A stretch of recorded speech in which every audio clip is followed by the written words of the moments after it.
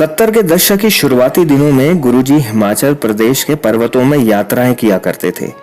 हालांकि इन यात्राओं का कार्यक्रम उनके ऑफिस वाले बनाते थे, लेकिन इनकी रूपरेखा गुरुजी स्वयं तैयार करते थे। लेकिन ये होता आध्यात्मिक ही था।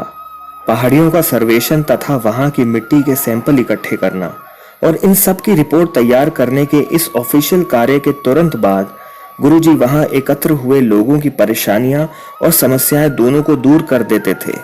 कुछ दिनों के बाद वे अपने शिष्यों को बुलवाकर उन्हें गुरु और फिर भगवान बनाने की प्रक्रिया शुरू कर देते थे। एक बार अपने टूर्स के दौरान वे ज्वालाजी, जो कि माताजी ज्वालाजी का एक तीर्थ स्थल है, में अपने कुछ शिष्यों के साथ कैंप लगाए हुए थे। गुरुजी वहां पर सेवा शुरू करने का मूड बना ही रहे थे कि किसी ने आकर उनसे प्रार्थना की। गुरुजी, यहाँ पर एक साधु है जो बहुत ही तकलीफ में है, तपस्या करते करते पागल हो गया है और बहुत तोड़फोड़ करता है। लोगों ने परेशान होकर उसे जंजीरों से बांध दिया है, कृपया करके उसे ठीक कर दीजिए। गुरुजी ने कहा, अच्छा जाओ उसकी जंजीरें खोल दो और उसे ले आओ। ये सुनकर किसी ने कहा कि उसके संगल खोलना खतरनाक हो सकता है और बिना संगलों की मदद के उसे यहाँ लेकर आएंगे कैसे।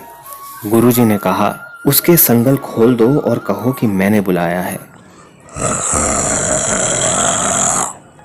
फिर 4-5 लोग मिलकर गए, उसके संगल खोले और कहा कि गुरुजी ने उसे बुलाया है। अविश्वसनीय। जैसे ही उस पागल साधु ने गुरुजी का ये संदेश सुना, उसके तेवर ढीले हो गए और वह फौरन शांत हो गया और उन लोगों के साथ हो लिया। वाह, गुरुजी का संदेश सुनते ही इतना बड़ा बदलाव असंभव सा था और लोग उसे लेकर गुरुजी के पास पहुंचकर प्रतीक्षा करने लगे। गुरुजी अपने कमरे में एक एक कर सब लोगों से मिल रहे थे।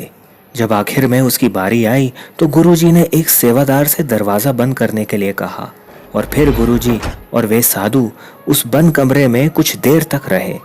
लेकिन जब वे साधु बाहर आया तो उसे देखते ही हम सब हैरान रह गए।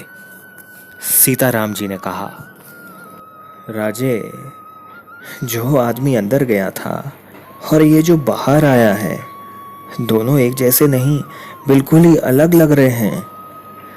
ऐसा अद्भुत क्या कर दिया गुरुजी ने। उस साधु की संपूर्ण रूपरेखा, उसका व्यक्तित्व, सब कुछ जैसे फिर से जीवित हो उठाओ। ये और कौन हो सकते हैं जो हमेशा सिर्फ देते ही देते हैं, लेते कुछ नहीं किसी से। ये तो खुद ही सबके स्वामी हैं। शत शत प्रणाम गुरुजी।